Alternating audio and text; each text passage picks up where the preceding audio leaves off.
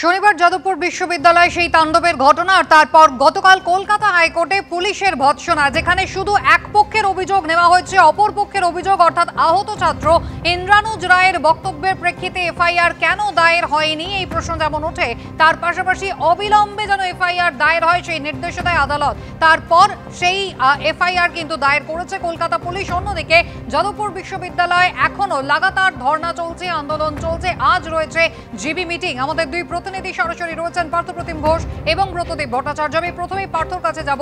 পার্থ, অবশেষে আদালতের চাপে ভৎসনার মুখে কলকাতা পুলিশ এফআইআর দায়ের করলো আহত ছাত্রের অভিযোগের ভিত্তিতে।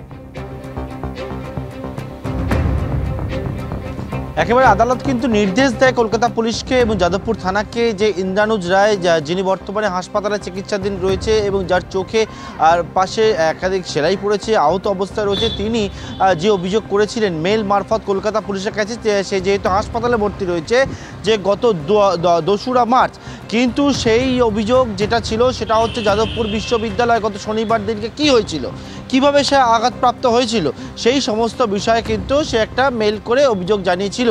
কিন্তু সেই অভিযোগ জানালেও পুলিশ কিন্তু সেটাকে এফআইআর হিসেবে ট্রিট করেনি।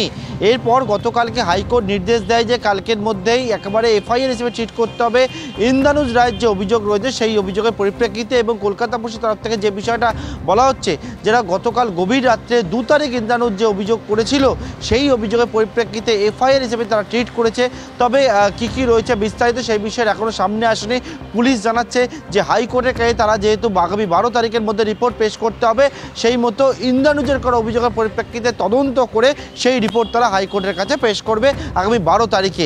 তবে একেবারে তোমায় বলবো, ইন্দ্রানুজ রায় যে আহত হয় একেবারে রক্তাক্ত অবস্থায় ক্যাম্পাসের মধ্যে তাকে দেখতে পাওয়া যায় এবং তার পরবর্তীকালে সে কীভাবে আহত হলো সেটা নিয়ে একটা অভিযোগ দায়ের হয়েছিল। সেটা কে করেন, ইন্দ্রানুজের অভিযোগের পরিপ্রেক্ষিতে না, একেবারে ঘটনার দিন একজন যুবক সে অভিযোগ করে।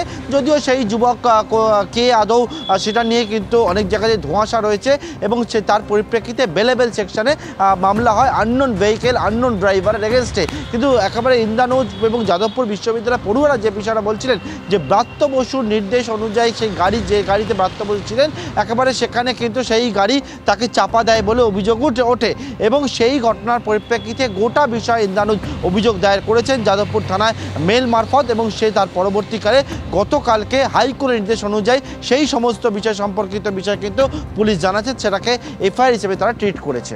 একেবারে পার্থ, তুমি আমাদের সঙ্গে থাকো। অন্যদিকে যাদবপুর বিশ্ববিদ্যালয়, সেখানে একদিকে যেমন আন্দোলন চলছে, অন্যদিকে জিবি মিটিংও রয়েছে। ব্রতদীপ ভট্টাচার্য রয়েছেন আমাদের সঙ্গে। ব্রতদীপ, এখন ছাত্রছাত্রীদের দাবি কি তারা চাইছেন?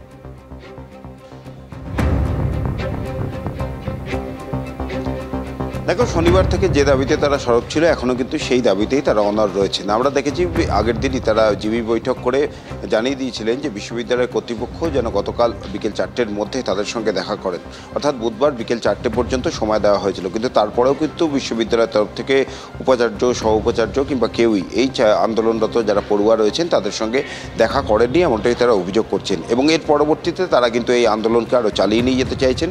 কিন্তু আন্দোলনের গতিবিধি কী হবে সেটা কিন্তু আজকে দুপুরের যে জিবি বৈঠক আছে সেই জিবি বৈঠকে স্থির করা হবে। গতকাল জিবি বৈঠক ছিল, কিন্তু একটি কারণে সেই জিবি বৈঠক অসমাপ্ত থেকে যায়। জিবি বৈঠক চলাকালীনই তারা এখান থেকে যাদবপুর থানায় চলে যান, সেখানে বিক্ষোভ হয়। এই সমস্ত পরিস্থিতির মধ্যে গতকাল কিন্তু সেই জিবি বৈঠক পুরোপুরি সম্পন্ন হয়নি।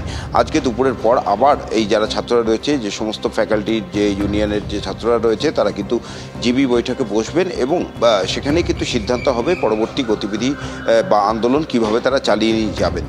তার পাশাপাশি আজকে দুপুরবেলায় কিন্তু এসএফআইয়ের তরফ থেকেও একটি মিছিলের ডাক দেওয়া হয়েছে যাদবপুর বিশ্ববিদ্যালয় থেকে। মূলত এক হচ্ছে ইন্দ্রানুজের ঘটনা, তাকে যেভাবে গাড়ি দিয়ে চাপার অভিযোগ তারা তুলছেন, তার পাশাপাশি তার বিরুদ্ধে যে মামলা হয়েছে সেই মামলাগুলি প্রত্যাহার করতে হবে এবং বাকি যারা ছাত্ররা রয়েছেন কিংবা প্রাক্তন ছাত্র রয়েছেন যাদবপুর বিশ্ববিদ্যালয়ে, তাদের বিরুদ্ধে যে মামলা রুজু করেছে পুলিশ সেই মামলাগুলি প্রত্যাহার করতে হবে, এই দাবি। এবং তার পাশাপাশি এই যাদবপুরে শনিবারের যে ঘটনা ঘটেছে সেই ঘটনার পরে তারা যে ছাত্র ধর্মঘটের ডাক ডাক দিয়েছিলেন, সেই ছাত্র ধর্মঘটের থেকে রাজ্যের বিভিন্ন জায়গায় এসএফআইয়ের কর্মীরা কিংবা বাম কর্মীরা আক্রান্ত হয়েছেন বলে অভিযোগ, এবং তারই প্রতিবাদ আজকের এই মিছিল।